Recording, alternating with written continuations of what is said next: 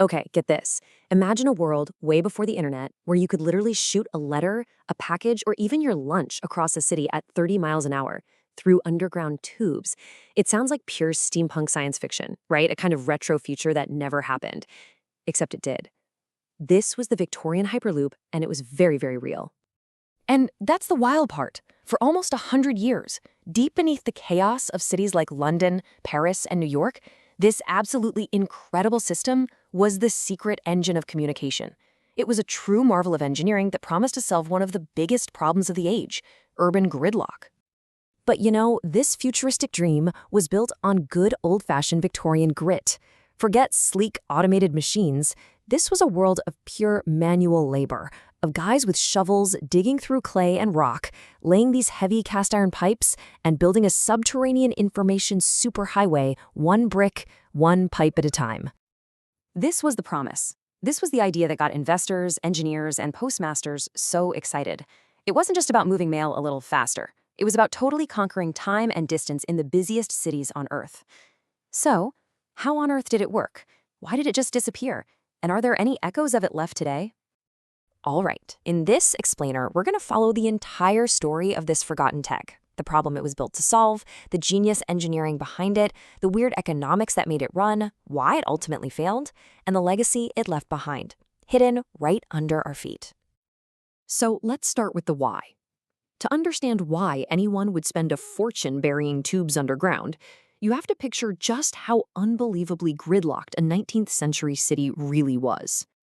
I mean, we are talking about the world's first modern megacities. And everything, finance, shipping, government, it all ran on paper. Contracts needed to be signed, bills had to be delivered, memos had to get from one office to another. But the streets, they were just a chaotic mess.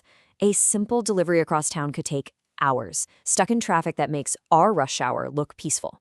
This wasn't just an annoyance, it was a serious break on the whole economy. Now, you might be thinking, hey, what about the telegraph? And that's a fair question. The telegraph was a revolution, yeah, flashing information across the world in an instant. But it couldn't move things. You can't telegraph a signed contract. You can't telegraph a physical blueprint.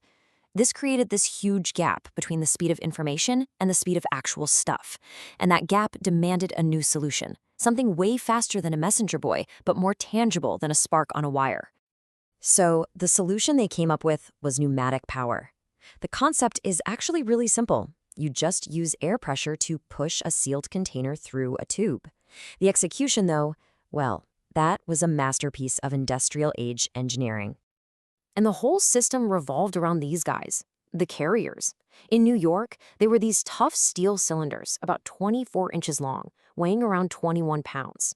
They were built tough, with these locking doors so they wouldn't pop open mid-flight. Each one could hold about 500 letters, all packed on tight. These were the real workhorses of this hidden highway. So what made them go? This is where you see the sheer industrial power of it all. Tucked away in basements were these power stations just filled with enormous steam engines and giant air compressors.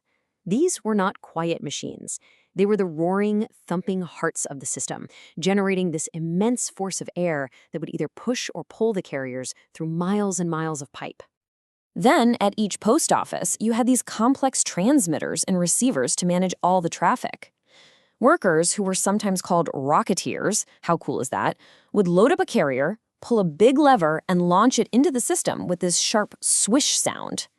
Minutes later, it would arrive at another station with a loud thump as it landed in the receiving tray. Journey complete. And they moved fast. While all the horse-drawn carts were completely stuck in traffic up on the surface, these mail torpedoes were just zipping along underneath them at 30 miles per hour. A trip that might take a messenger an hour was suddenly done in just a few minutes. I mean, think about that. That's the difference between a business deal closing today or tomorrow. And the scale of this was just staggering.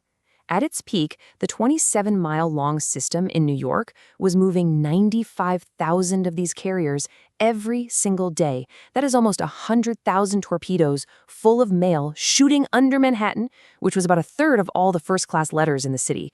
Just a constant, invisible river of information. And it wasn't just letters. People got creative. The very first carrier ever sent in New York had a Bible, a flag, and the Constitution inside. The second one, an imitation peach for a senator nicknamed the Peach. But the stories get weirder. Apparently, someone once sent a live cat through the tubes, just to see if it would survive. It did. And postal workers would use the system to order their lunch. They'd have sandwiches from famous delis shot across town. Now that is what I call a real submarine sandwich. Okay, so the technology was awesome, but how do you actually make money off of something like this? This gets us into a really fascinating economic puzzle that people have been trying to solve for centuries. Let's just break this down. An economist named Kenneth Arrow pointed out this core problem. How do you sell information? Think about it. A buyer has no idea what a piece of information is worth until they have it. But the second you tell them, like, say, the winning lottery numbers, they have it. And now they have zero reason to pay you for it. It's a total catch-22. So how did businesses get around this? Well, they found a really clever workaround. They didn't sell the information itself, they sold the promise of a certain type of information. They'd say, hey, I have the latest commodity prices from Amsterdam, or I know which ships just arrived in port. So you knew what kind of fact you were buying without knowing the actual value. And that allowed a market for facts to even exist. So big news agencies and the pneumatic tube companies came up with two key business models. First, subscriptions. Businesses just paid a flat fee upfront, which made the cost of any single piece of news basically zero. And second, bundling. You didn't just buy one hot stock tip, you bought the entire package of financial news for the day, the bombshells mixed in with the boring stuff. You just paid for the whole bundle. The system was brilliant. The business model was clever. So what went wrong? Why aren't we still shooting mail under our cities today? Well, this is where the dream slammed right into a hard, expensive, and very damp reality. The truth is, these tunnels were a total nightmare to maintain. The pipe joints would leak, water would seep in, and the dampness could just ruin the mail.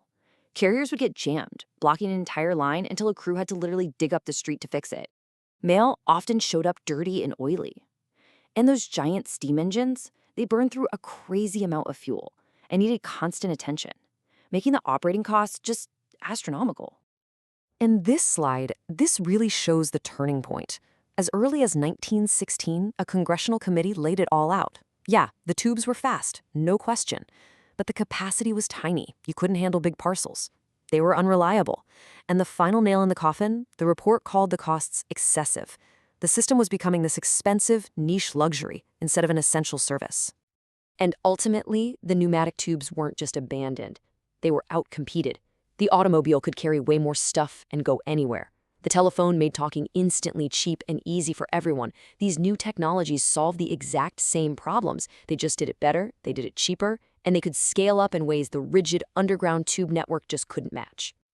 And so, the age of shooting mail through tubes was over. The systems were shut down, the entrances sealed up. But did they really just vanish? Well, that brings us to the final chapter of our story, the echoes of the tubes. Looking at this timeline, the tech actually had a surprisingly long run. London's first go only lasted about a decade, but New York's system ran for over 50 years. And, get this, Paris kept a small system going all the way until 1987. But eventually, one by one, all the networks went silent. But the legacy is so fascinating.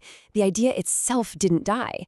In London, it evolved into the mail rail, which was basically an electric, driverless subway just for mail that ran all the way until 2003. And in this perfect, poetic twist of history, some of the old pneumatic pipes in London were later used to carry the first fiber optic cables, the Victorian information superhighway literally paving the way for the digital one. But as for the original tubes, most were just ripped out or sealed up and forgotten. Construction crews in New York still bump into old sections of pipe every now and then. But if you want to see a real ghost of the system, this is it. In the basement of an old post office in Chelsea, there's this forgotten brick hallway that just ends. And these sealed, rusted flanges on the wall are the last known visible evidence of New York's once mighty pneumatic mail empire. Which leaves us with this final thought. Today, we're dreaming of revolutionary logistics again. Delivery drones, autonomous trucks, even human-sized hyperloops. But the story of the pneumatic tubes is such a powerful reminder.